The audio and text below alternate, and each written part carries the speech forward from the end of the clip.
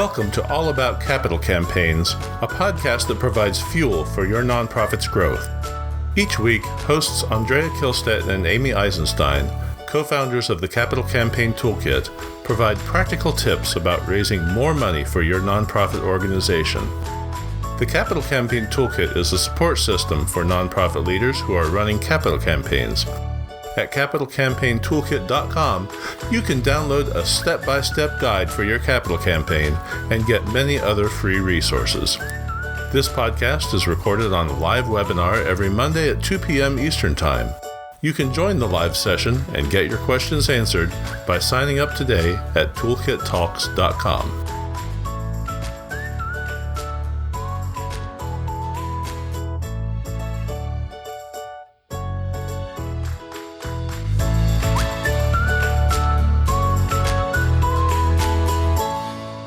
So today we have a hot topic. As you all know, if you've been with us before, we start for 10, maybe 15 minutes on a topic that we select. And then we're happy to answer any questions you have related to fundraising and or capital campaigns. So do go ahead and get the Q&A box open, and that is where you put your questions. I just want to remind you that if you can keep your question to a sentence or two at the most, it's more likely we will answer it. And those of you who type us paragraphs, it's hard to talk and read and think at the same time. So keep your questions short to help us out. All right, Andrea, today we're going to talk about how to think about hiring a capital campaign consultant. When, how, if you should, when you shouldn't, all those good questions swirling about the boardrooms. Why don't you kick us off? Yes. So thank you, Amy. You know, Amy and I thought we really could talk. We could just talk for an hour on the subject, but we will refrain from doing that. And we will move over to your questions in about 10 or 15 minutes. But I want to begin this way. If you are getting ready to hire a consultant, here is a big don't in our view. And Amy knows what this is. Don't sit down and create an RFP, a request for proposals, and send it out to 20 consulting firms. It is a lousy way to do it for all kinds of reasons. And I'm amazed at how many people do it that way. Now, Amy, let's unpack why it's a bad idea to send RFPs. And there are a bunch of things. Why don't you start and then I'll join in. All right. I know that is probably going to come as a surprise and a shock. And I'm guessing that RFPs, comes partly out of government, partly out of the business world. And so many board members think of it as best practice. And I think that that's where it comes from. A board member insists that there's an RFP, but here's the problem we see with them. First of all, one of the things that we talk about is that when you write an RFP, you are doing some of the work that you should actually have a consultant be doing for you. You're telling them what you think they need, and then everybody responds squeezed into the same square peg, right? And the consultant is not left to be creative or thoughtful in their ability to tell you what they would do or how they would respond to the challenges that you're facing or your campaign needs. So number one issue is that you are telling organizations or consultants what you think you need, and it may not actually but be what you really need based on people's other consultants' experience. They might come at the issues a different direction or a different way, but by creating an RFP, you've sort of forced them into a box. So that's number one. Let me take that a step farther. Okay, go ahead. I think that's a great start. And the step farther is this. When you are looking to select a consultant, and we are going to get to this question of, do you really need a consultant? Thank you for that, Jason. But when you have decided you need a consultant and you start the selection process, you are looking hard to get consultants to reveal to you who they are and how they work. That's what you're trying to find out in all of your communications with them. So if you tell them, answer these questions in this way, you lose the ability to see what they would do if left to their own devices. And that's a bad idea. You want to learn how they would think about approaching your project. And in doing that and seeing how they do that, you're going to learn whether or not you want to work with them. So it's really doing an RFP, you lose in two ways. Number one, you don't get to find out what consultants think you should do. And hopefully the consultant knows more about the project, about how to do it than you do. And second of all, you don't get to see really how the consultant thinks and functions because you've given them a little format and they've had to fit into it. You want to see who they are without a format. So that's number one. Did we miss anything on that, Amy? Yeah, well, I would just add that I think, the most experienced and the busiest consultants don't respond to RFPs. So what you're going to get when you do an RFP is consultants that don't have enough work. Now, for better or for worse, I think that is honestly the case. And so if you have board members pushing you to do an RFP, explore the pros and cons with them. But to me, I haven't responded to an RFP in a decade. When people send them to us, we say, listen, we don't respond to RFPs. I ask a couple of questions. One is, first of all, why did you send it to me? Are you sending it to 20 or 30, consultants that you Googled and that you found? If so, I really have no interest, because then often we're being compared on price. I'm not really interested in that, right? I'm interested in being compared on service and quality and my approach. So number one, I'm never going to respond to a RFP that's being sprinkled out to sort of as many people and hoping for responses. That's what ultimately happens. I say, if you've sent it to me because you know me, you want me for the project, in addition to 2 or 3 other people, then let's have a conversation. And then I'll think about whether or not I'm going to give you a proposal, but it's not going to be within the confines or the constructs usually of the RFP that you've put together. So anyways, all right. No RFP. Rule number 1, no RFP. Now, I want to jump to Jason, and then I want to go to Barbara Hudson for 2 reasons. But let's start with Jason. Now, we're really talking about this in the context of capital campaign consultants. So there are opportunities for using consultants in other ways, but here we're talking about capital campaign consultants. And the question is, do you really need one? That's a good question.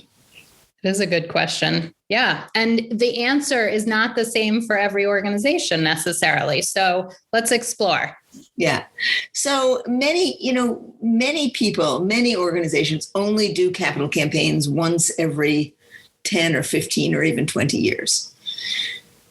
And of course, capital campaigns have very big goals. They are high stakes processes. The goals are big, the anxiety runs high. And because they don't happen very often, many people don't have really deep experience on how to do capital campaigns. And that's why for capital campaigns in particular, people often feel that they want a consultant who has a lot of experience. Right? Even people who are very experienced in the development field and, as development directors or vice presidents, even if they've been in the business 5, 10, 20, 30 years, chances are they have never done very many, if any, campaigns from the beginning to the end. And chances are that even if they did, they weren't shaping the campaign. They weren't designing the campaign. They were probably working with a consultant. So the chances are good that the depth of experience within your institution about capital campaigns is not as deep as you would like it to be, which is a pretty good reason to hire an expert, to work with someone by your side who really knows what they're talking about. And the people who know about capital campaigns, because they do them again and again and again, are, guess what? Consultants. Right. So, Jason, I would almost argue that you're asking the wrong question. And I shouldn't say it that way. But the question that I hope that you would ask is, what kind of consulting help do you need? Right. So not all consultants or consulting help is created equal. There's a large spectrum of what kind of support and guidance you can receive.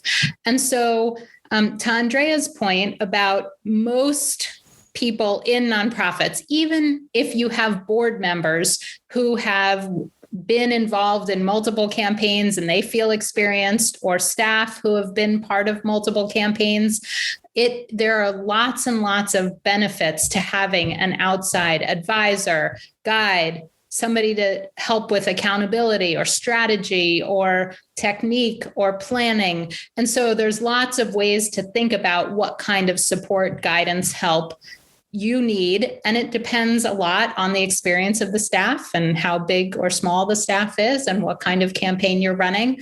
But I would just say you want to think about what kind of support. And, the reason that Andrea and I, of course, we're totally biased, right? We feel so strongly that you need some sort of support is because we talk to organizations every day that either have misguided notions or have already set up the campaigns badly. I mean, Andrea spoke to somebody this week who, before they did anything else, they put together a brochure. They're ready to send it to their whole mailing list. They're selling bricks. They're ready to sort of go public before they've even talked to their largest donors. You may think that only happens once in a while, but those types of things where if you set it up badly, for lack of a better word, it gets you into a pickle. People come to us and say, well, a board member went rogue and, gave away a naming opportunity for a price that doesn't match the campaign or, whatever. There's a million scenarios. So I think, yes, you do need a consultant. The question is, what kind of help do you need? How much help and what type of support? Okay, Andrea, your turn, and then we'll go to more questions. Yeah, we often talk about beginners' mistakes. Right? And there are a number of mistakes that people make in capital campaigns that to us are just beginners' mistakes. I mean, one is thinking that the money is going to come in even amounts. That if you're going to raise, $1 million, you're going to raise it with $100,000 contributions, right? Which of course never happens, right? That's a beginner's mistake. And as galling as it is very common that board members for your organization will listen to outsiders, that will listen to us, to outside consultants in a way that they're not going to listen to you. So even if you know that money isn't going to come in even amounts, right? When you say it, your board kind of just lets it go. When Amy or I or a consultant comes in to say it, that they have paid good money for advice from, they will listen better. I know that's galling. It is galling, but it's also true. So Gary, thank you for putting this in the chat. Gary says you don't want to get the cheapest advice, but the best based on your campaign goal, right? So really thinking about what are the needs of your organization? What do you want to accomplish? So, and that sort of leads into Christine's question is what might be a good hourly rate for a consultant? And I'm going to start with that one. Christine, I don't want you to ever pay I'm going to think about this. I don't want you to ever pay a capital campaign consultant by the hour. You want to pay by the project, by results, by achievements. I shouldn't say results. That's going to make people think that we're guaranteeing fundraising results, and we're not. But what they will help you accomplish. Okay, pick that up, Andrea. No hourly rates for consultants. That's not the point. And nobody should be billing. No capital campaign consultants should be billing by the hour. Yeah. Now that said, some consultants, a fair number of consultants have a per diem, right? They have a daily rate on which they figure out what it is they're going to charge. But for example, they will give you a proposal to do a feasibility study, for example, or they will give you a proposal to take you through the quiet phase of their campaign, right? They will, and the proposal will actually be based on their calculation of how much they charge as a daily rate. And that might vary these days from, $1,500 a day at the low end up to several $1,000s at the high end. But really, they should, and you should be talking to them about the campaign as a whole, not just about how much it's going to cost for that particular hour or moment. Okay, so every once in a while, Andrea and I disagree, and this is going to be one of those times. Oh, good. I really don't want you to think about paying by the day, right? Because to me, that's not based on the value that they're providing. I want you to think about, if you want to pick up the phone and call your consultant and ask them a question, I don't want them charging you or nickel and diming you, and a day, what is a day? How long's the lunch break? Did they work slowly? Do they work quickly? To me, it's about what are you getting? Is there a campaign plan? Are you getting guidance? Are you getting strategy? Are you doing a feasibility study? So what are the outcomes?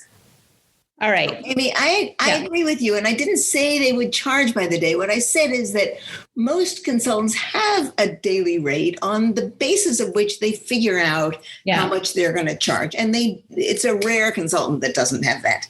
Okay. And if you ask them what it is, they'll tell you. Now, that doesn't mean that they will necessarily track their time that way. I mean, you have to ask your consultant, how do you bill and how do you figure out what the bill is? So you're going to find many variations on that theme. In fact, some of our campaign advisors, some of our best campaign advisors charge based on daily rates when they do projects of their own. Okay. So you can't rule it out, right? All right. And it's worth asking when you're going to hire a consultant. You want to know, how do you figure out how much money you're charging, and what will your bills look like?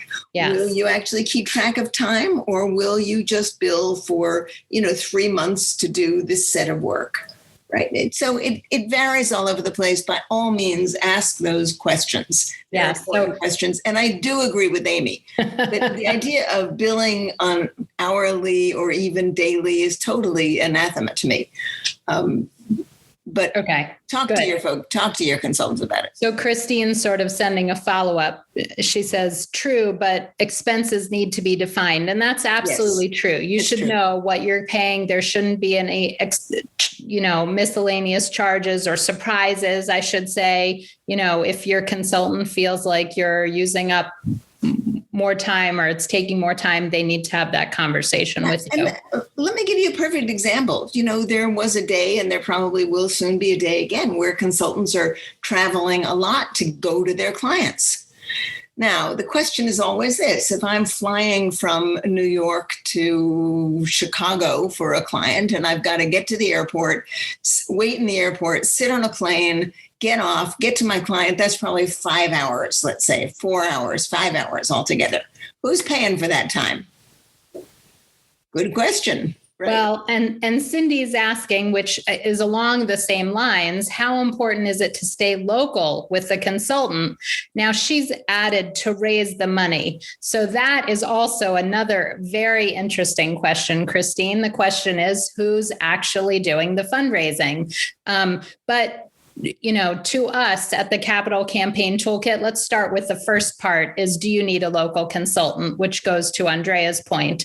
So over the last several years, we have decided that it is effective, affordable, efficient to be consulting virtually, right? This is not a COVID thing that we're doing here at the Capital Campaign Toolkit. Way prior to COVID, we are and were a virtual company, and we don't show up at your conference room table and sit there for 6 or 8 hours and bill you by the day or by the hour.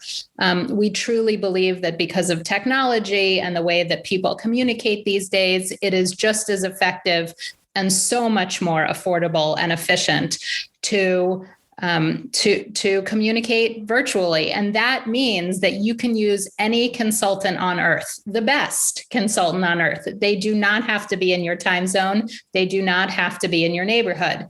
Now, Christine's sort of taking, or Cindy, I think it was, taking this a step farther in terms of, locally, does a person have to be local to raise the money? And I would argue that the vast majority of campaign consultants do not do the fundraising. They guide and teach and advise people at the organization to raise the money. Anything you want to add? There is some more to be said about that. I for many years was a local consultant. I worked in one region in Pennsylvania, and I did one campaign after another. And what happened in that process was that I got to know all of the donors. At the foundation, the heads of the foundations knew me. The largest donors in town knew me. Everybody knew me, and they came because I had a good run. My campaigns were all successful. They came to trust that if I was working for a client, for an organization, that campaign was going to be successful, and they trusted my work with them. So I became sort of well known in that community because I knew what I was doing, and I knew both the donors and the organizations, and I did my best for both of them, right? There was a benefit to be had in that. But the benefit is not to be had just because someone is local. They also have to be seasoned and experienced campaign consultants. So keep this in mind. What a capital campaign consultant brings to the table is deep experience, a lot of experience, not having done a half a campaign at the hospital where they just quit. That doesn't count as deep campaign experience. So it's wonderful if you have someone with deep experience in your community who is well respected and with whom you have a relationship. I would encourage you to look carefully at that. But if you have someone who's done a half a campaign or a campaign and a half and happens to be in your community, that's not enough experience. There is stuff to know about capital campaigns that you only learn by experience. Now, it makes me sad to say that in a way because I too began not knowing what I was doing. And if it hadn't been for the organizations that hired me then with a wing and a prayer, it's like I wouldn't be where I am today. So I'm sorry to the new consultants in the field that I'm doing a disservice to, but I wouldn't have hired me when I was beginning if somebody had asked me about that. Right. So we have to go to Barbara Hudson because last week she raised this question for us last week, and I said I was going to get to it last week, and I didn't, and I felt bad, and I asked her to remind me this week, and she has done so. So I want to take a break and specifically talk about Barbara's question. Barbara has asked this: has anyone done a virtual campaign kickoff event in the past 14 months? If so, did it go well? Did it not go well? Or did you just decide to do a campaign announcement and skip the event? So I'd love you to chat in for Barbara in the chat box, whether you have experienced positive or negative with a kickoff during this period when everything had to be virtual. Particularly if you had great experience, please let her know. So Barbara, I'm so sorry about last week, and I'm happy to bring it up here. I do have a lot of thoughts about campaign kickoffs in general, and let me see if I can. And Andrea, before you go into it, Yes. I just want to make sure that you distinguish between what many people might think of a kickoff at the beginning of a campaign versus the public kickoff. Yes. So those are two very different and distinct times during a campaign, and the terminology might be fuzzy. So kicking off a campaign at the very beginning when you're asking for leadership level gifts, what we define as a kickoff as the public portion at the very end of a campaign. Right. So thank you for that, Amy. That's exactly right. What we talk about as a campaign kickoff is the demarcation between the public phase of the campaign, a quiet phase of the campaign, and the public phase of the campaign. And if you really look at what is important about that, while it's wonderful to have a celebration and to be able to honor the donors who have already given and to line up the donors you're going to be going to, what really happens at that kickoff is that you announce your public goal. You announce the final goal of your campaign. because during the entire early phase of the campaign, you are using a working goal. You may well adjust your goal either up or down before you have this so-called kickoff. So if you strip everything else away and you do no event at all, what you need to do is to say, how do we have a public relations event that actually announces the final goal of our campaign and announces how much money we have to raise to get to that goal? That's the heart of the matter.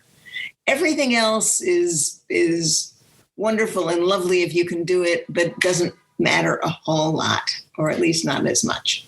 And just to add on to that quickly, so we believe that you probably shouldn't be kicking off your campaign publicly. And that's how we use the term kickoff.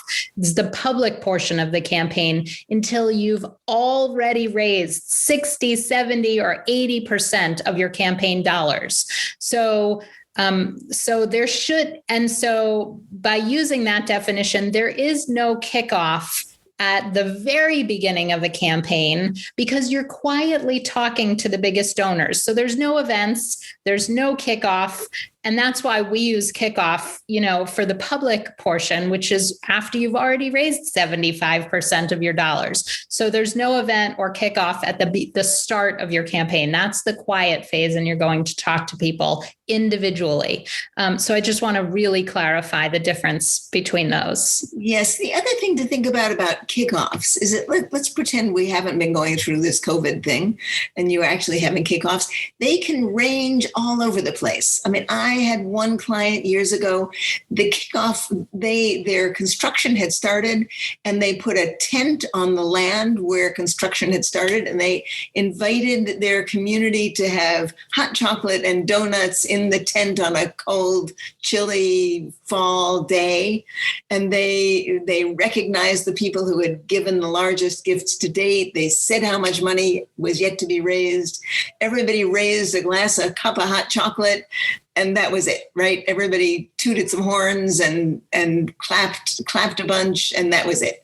So it cost about, $300 to do that kickoff.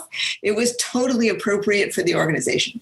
That's on one side. On the other side, you have campaigns that have huge, big, fancy 5-course meals and all sorts of other stuff, right? Yeah. That cost thousands and thousands of dollars. So you have to look at the culture of your organization. What happens in a kickoff event, besides announcing the goal, is that you recognize the people who have given the largest gifts. You announce how much money you have raised to date, and you give the final goal and how much and by when you want to finish this campaign. So that begins the energy for the broader base of your campaign. That's all it does. You can do it virtually. You can do it really. There are many ways to do it.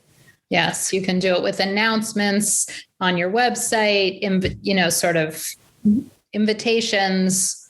You can do it with press releases. So you don't need an actual event necessarily, especially in COVID times. Yeah. Barbara, okay. Thank you for your chat about your virtual presentation to the public, to your constituents. If anybody else has done one, right, please let us know. Put it in the chat for Barbara.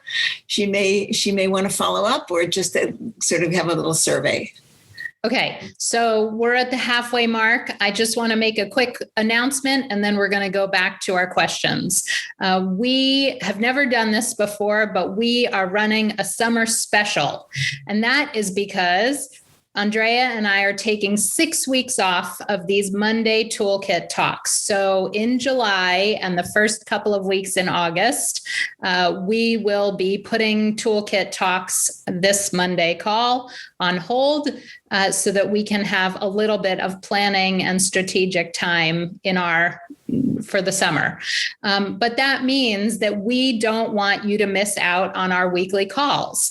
And so our clients, our paying subscriber members, will continue to have their weekly calls with us on Wednesdays in a much more intimate setting.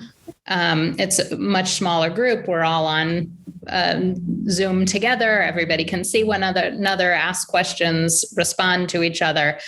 So we're offering a special summer discount. $250 off each of your first 2 months to cover that summer when we are not going to be doing Toolkit Talks live, and then we will resume in mid-August. But we would love to have you join as a paying subscribing member of the Toolkit at the Essentials level for only $500 a month. Andrea, we will be sending out an email with the special code to do that, to sign up if you're ready. I think it's summer 500. I think that's what it is, but the email will come in about an hour. What would you want to add anything to that? Or are we ready to go back to questions? No, I think it's exciting. And Barbara actually bought after last week, so that she could be on the Wednesday calls, because she's going to ask her same question there. That'll be fun. We'll see if we get more response there on Wednesday, Barbara. Okay, so Jason wants to know whether there are levels of consultants, and so that it makes sense to use one. Yeah. Yes. There's all different levels of consultants, both in terms of expertise and in terms of what they provide.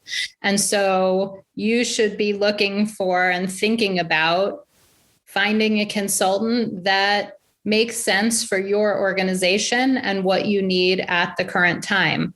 If you're a very small, very grassroots organization embarking on your first ever campaign, you might use a newer consultant who is going to put more hours and boots on the ground and work with you every step of the way, and quite frankly, be at a lower price point. That might be what's affordable and effective for your organization. If you're more of a mid-size or really going for it bigger campaign, you might look for a consultant with more experience, and expense is less of an issue. Value is more of the important factor. What other kinds of levels of consultants would you talk about, Andrea? Well, I think there are different levels of consultants throughout the campaign at different times in the campaign. And that's a good question for consultants you would talk to. What levels of support would they provide during which parts of the campaign would they provide them? So on one hand, as Amy mentioned, it's, okay, how much support will you be getting? How much hands-on support will you be getting from a consultant? And that's all up and, you can go from A to Z on that. And the other hand is you don't need the same level of support throughout your campaign. You're going to need more support in the beginning of your campaign than you do at the end, by which time, hopefully, your feet are on the ground. You know what you're doing. You can just have an occasional check-in. So it's something to consider and something to ask consultants. Yeah, I think let's give a tangible example. I mean, we've designed the toolkit in just that way. We have multiple levels. And so organizations who are just thinking about a campaign and starting their planning way before they're ready to ask for gifts can come on at our essentials level and get some support. And then as they're ramping up, they can upgrade to have their own campaign advisor when they're ready to do a feasibility study or a guided feasibility study, as we do. They can upgrade even more. And then after they've done the quiet phase, they can change levels, or through the quiet phase, as they've done most of their planning and their strategy and they're on a roll, they can shift back down to a little bit less support. And so that's a literal context example of how we've designed the toolkit so that we can be there to support you as you need it through each stage and phase of your campaign. People really love that flexibility. I mean, they really take full advantage of it, which is fun. They ramp up to do a guided feasibility study, and then they ramp down. Occasionally, a project gets stopped for some reason because they're waiting for an approval. They don't want to move forward until they get their approval. So then they can pause. They can move down to the lower level of the toolkit, and then when they get their approval, they move back up again. I think it really was. Amy and I wrestled a lot with whether we could create that model, and it works. People really appreciate it. People stay on with us for a long time because they have that ability to flex according to their needs. Now, so Meg has asked, bricks or no bricks? Amy, how do you vote on that? Well, I vote for bricks at the very end of your campaign, the last 10%, when you want the whole community to participate. I mean, you do need to think about how big of an administrative nightmare bricks are, because it is a lot of details. I'd love to know in the chat if people are doing bricks at the end of their campaign. It is definitely not something you want to do at the beginning of your campaign. You've got to have raised 85 or 90% of the dollars for your campaign before you roll out your bricks campaign, if you're going to do it. And there is no best price point, Meg. I think it depends on the community you're in, how much you need to raise, what makes sense in the context probably of other campaigns and the overall context of your campaign. But I'd love to hear if other people are doing brick campaigns. Andrea, do you have different thoughts on bricks or no bricks? All right, go ahead. I sort of agree with you. And there's a big and for me, which is I'm always looking at opportunity costs. And you know how much time, energy, and effort it takes to do a brick campaign, not only the selling of the bricks, but then the managing of the process and figuring out who's where in the walk of bricks and who's going to weed the bloody walk so that it doesn't get overrun and people's names get misspelled. I mean, it is a huge amount of work to do bricks. And if you were to really track that and say, all right, if we could take that time and actually be doing real outreach to donors, I'm pretty sure bricks don't pay off. Right. I would rather not do bricks. I'd rather do a tiled wall inside, right? Which I think can be done more simply. I mean, I've seen an organization where they actually had a tile maker inside having people paint and draw on their tiles. Then they take it out, glaze it, and bring it back and install it on the wall. Right? Oh, that's fun. That's a better idea than bricks. Bricks are heavy. They're expensive to ship. They're difficult to put in walkways. Then people care if their walkway is weedy, right? You have to think about that stuff, right? It's not. So I'm not. All right. You heard it here. Tiles, not bricks. Tiles that people can design themselves. All right. Let's go to Paul's question. He was first. Yes. How do you compare the words donate and contribute? So I'm going to go back to the chat and see if anybody has any differences or thoughts on the difference between donate and contribute. I'm not sure I do. I think they can be used interchangeably, I think. Yeah, I think I don't have a strong feeling about it either. If anybody else does or rationale, I'd be interested in in hearing about that. All right. So Barbara's asked another question, and Barbara, I'm going to be critical of your shake loose analogy. So Barbara's question is how to shake loose endowed scholarship gifts from donor advised funds and family foundations. Barbara, I have to say, if that's the sort of sentiment or attitude you're bringing to these donors, they're going to feel it, and it's not going to be good. You're not shaking loose anything from any donors. You want to be inspiring them, motivating them. What are some other words we can use? But really, it's about inspiring them, motivating them to be excited about scholarships. If you're going to them thinking that you're shaking things loose, you're going to get change. That's what you shake loose. You get pocket change. Say that Barbara is one of many, many, many people who has used language like that. So while we're not keen on the language, Barbara, you are far from alone. Yes. How many times have we heard language? How many of you, and I won't ask you to raise your hands because you know what we're going to do to you, what we just did to poor Barbara.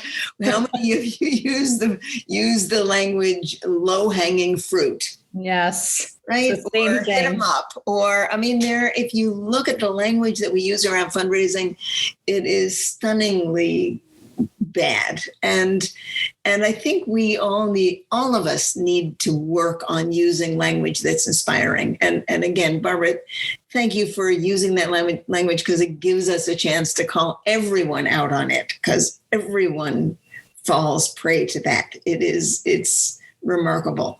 So whenever you think about how you're going to talk about raising money, be sure that you think about the language that will inspire. Now, that doesn't mean that Barbara doesn't have a really good question, which is, how would you inspire people in family foundations, for example, to give to endowed scholarship programs, right? That's the gist of the question.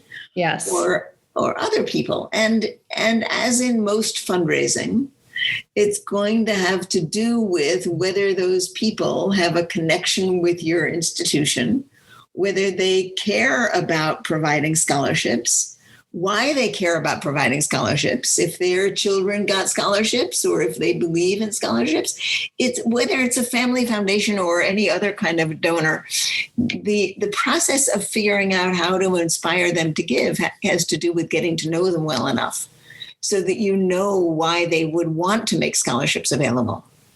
And then, then you have a way to go. If it turns out that the mother in this family, got her education because she got amazing scholarships to the private school she went to, then you know where to go with that.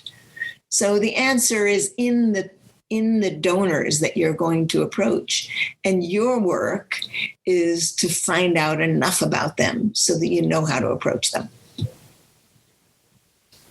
Excellent. So Karen's in a pickle, and without reading all of the details, they've been given a notice from their landlord to vacate the property. So they need to raise money quick in order to purchase a new home for her organization. So the question is, what do they do, and what is alternate plans B and plan C? So Karen, it's obviously always a problem when people need to raise money quickly, because this type of fundraising isn't usually done quickly. Although in certain cases, deadlines are very motivational for donors. And so, you say you need to raise $1 million. So the question is, have you done a gift range chart and looked at the number of donors you need at various gift levels in order to be able to successfully accomplish this in the next, as you said, 6 weeks? So if you have a donor who wants to give $250,000, could give $250,000 or more, and you have 2 or 3 or 4 donors who could give $100,000 or more, you may be able to come close to your goal, because you're only talking to 10 people, and they may be able to do that kind of, that size gifts in the next 6 weeks. So it's perfectly possible. Of course, we don't have any idea who are among your supporters, your current supporters and your current donors. And so if it's improbable that you would raise that kind of money because you don't have 10 people within your immediate circle who are able to give those kind of dollars, then you do need to go to a plan B or a plan C, which might involve financing, right? So talk to your bank, your local bank, and find out what your financing options are. And, I'm not sure if $1 million is what the whole property costs or if that's the down payment. So there's lots of different factors, I think, that come in when you're thinking about purchasing property. Yeah, I think that's right. You have to look and see who's under your nose. And if I were you, I would have several plans going at the same time. Right, and see how much money you can raise, and have plans for financing the rest of it. This is not doing A and then B and C. It's getting all of them ready to go, because your time is limited and you need to know what your backup plans are. So I want to go back to Barbara, who says that she finds that fewer large endowment gifts have happened since donor-advised funds became commonplace and people feel ownership of the dollars. I think donor-advised funds are really interesting. The psychology of donor-advised funds are interesting. And here's the way I think about it. So people, all of you have a responsibility of getting to know your donors. How your donors, and of asking them for gifts in a way that will appeal to them, right? That is based on who they are and what they are. How your donors choose to give is a whole different story, whether they give through a cash gift or stocks or their donor advised funds. That's up to them, how they give.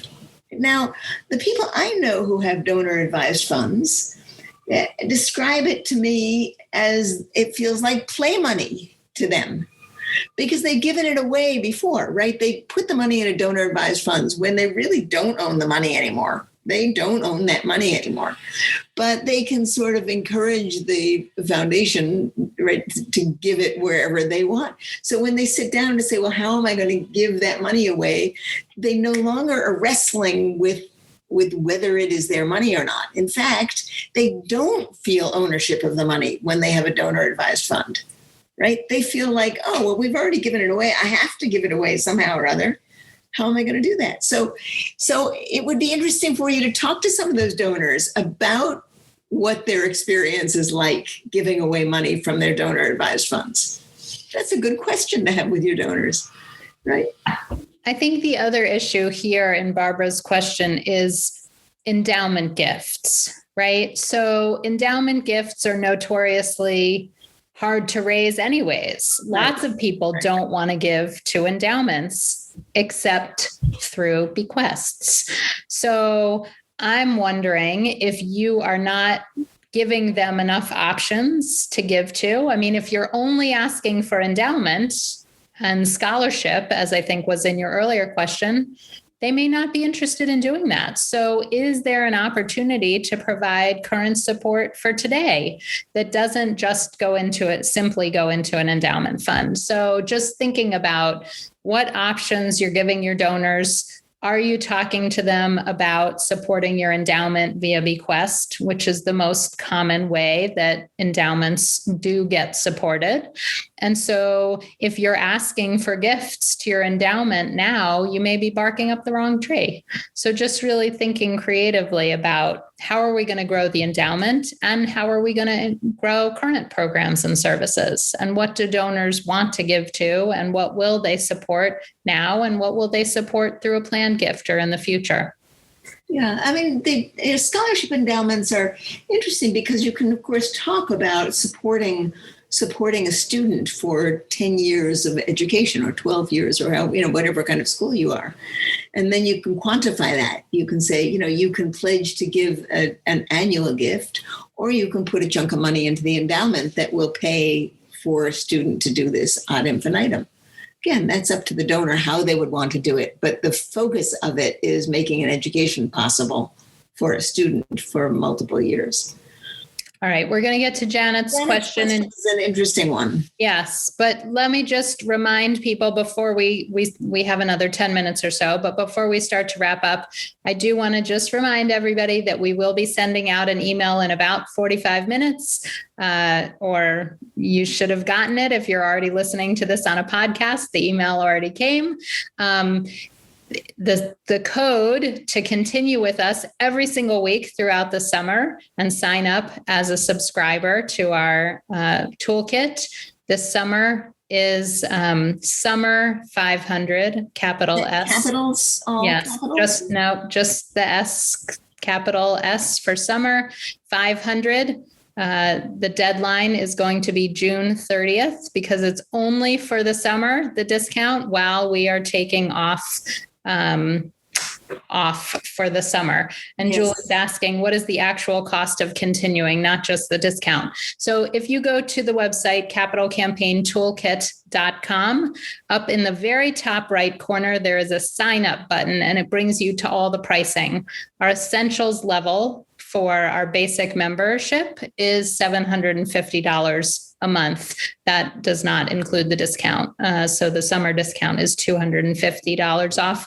That's $750 for the first 2 months. So we do hope you'll join us. And of course, thank you, Julie, for asking that question. We don't expect that you would join us just for the summer.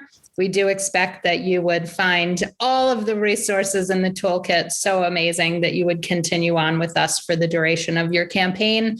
And of course, we'd be happy to discuss that with you. So let's go to Janet's question. Yes. What if your organization feels that they are already paying someone to run the capital campaign with their donor relations director? Any advice about how to address this? Well, Janet, one of the things that I have periodically said to board members who have sort of raised that question to me is when was the last time you walked into the office of your donor relations director and found them twiddling their thumbs looking for something to do? If you don't think that their time is spent raising the annual money for your organization, you think you can just wave a magic wand and all of a sudden have them raise $5 million more or $3 million or $10 million more? What are you not understanding about what that person does every day to raise the money that is raised annually? So it just honestly makes no sense unless the donor relations director is not doing anything, right? Is just sitting there waiting for a capital campaign to come along. It makes no sense to assume that for your board to assume that they can simply say, well, go raise all this money. So that's number one. Number two is the need for expertise, for deep expertise. And the chances are very good that your donor relations director doesn't have that. Because the stakes of a capital campaign are so high, it's important to have someone on board who really knows what they're doing. And it will save the organization a lot of heartache, a lot of money, if they actually bring on someone who knows what they're doing. And it will help them raise much more money. Finally, I would say that every capital campaign should have a budget. That is, what is it going to cost you to do the campaign? And the budget for hiring consultants and additional staff should be in your campaign budget, which often amounts to up to 10% of your campaign goal. So if your campaign goal is $10 million, you actually are going to raise $1 million on top of that just for all of the campaign expenses. So they won't have to take that money out of the operating budget. They're going to take it out of the campaign budget. And that, for many board members, feels like a great relief. Did I leave something out, Amy? No, excellent. We do have one more question from Carol, who's asking about organizations that don't have any donor pool or supporters. And, it depends on who your board members are connected to and what kind of connections those people who are associated and affiliated with your organization have. But, and of course, every organization has initial kickoff fundraising to get started, whether that's in the style and format of a capital campaign. It could be.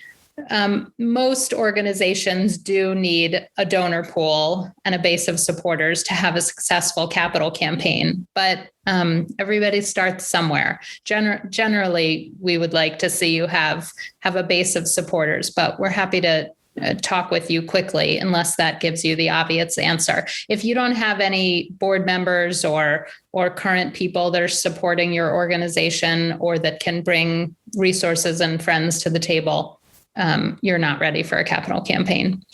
Carol, we talked earlier about what we call beginner's mistakes. And it's a common beginner's mistake for someone to decide they're going to start an organization and they're going to go to Oprah Winfrey for money, or to Bill Gates, or to someone out there to fund their idea, their local idea. And that doesn't happen. You need to do the hard work of drawing people in who care about what you're doing and who are going to be willing to make contributions to support it. And there's just no way to short circuit that. That's what you have to do. As Amy says, you have to start somewhere, and you have to start sometime. And today is a great time to start. Right? But don't think you're going to be raising the money from one of these billionaires who has a huge amount of money. They're not going to care about you and your project unless they happen to be your cousin or your brother or, or your son or your mother or something, right? Which occasionally does happen.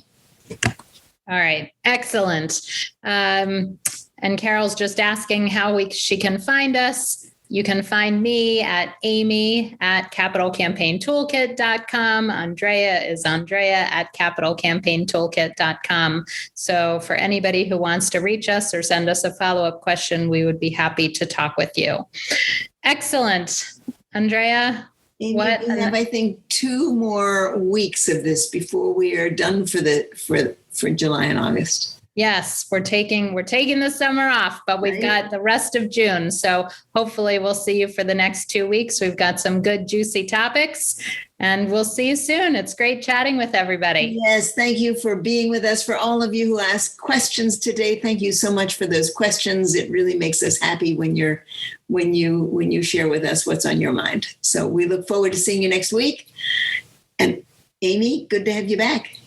Thanks, Andrea. Talk to you soon. Bye, everybody.